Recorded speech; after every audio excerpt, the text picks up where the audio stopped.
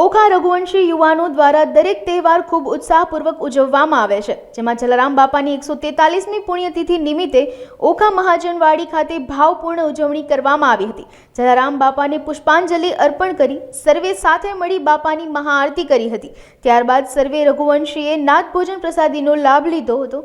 અહીં રઘુવંશી યુવાનોના સેવા અને જ્ઞાતિ એકતાના આ કાર્યને મહાજન પ્રમુખ મોહનભાઈ બરાઈ અને ઉપપ્રમુખ મનસુખલાલ થોબાણીએ બિરદાવ્યું હતું।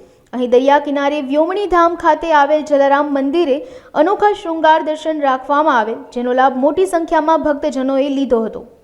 દ્વારકા જિલ્લાનું છેવાડાનું અમારું ઓખા ગામની અંદર અમારો રઘુવંશી સમાજ કે જે ખૂબ એકતાથી દરેક પ્રકારના ધાર્મિક કાર્યક્રમોનું આયોજન કરવામાં આવે છે।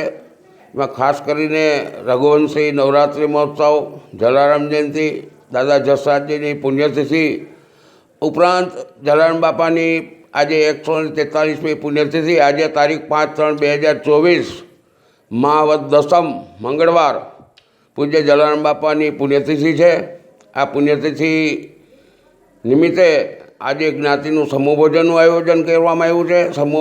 સમૂહ ભોજનની પહેલાં પૂજ્ય જલારામ બાપાની મહાઆરતીનું પણ આયોજન કરવામાં આવ્યું।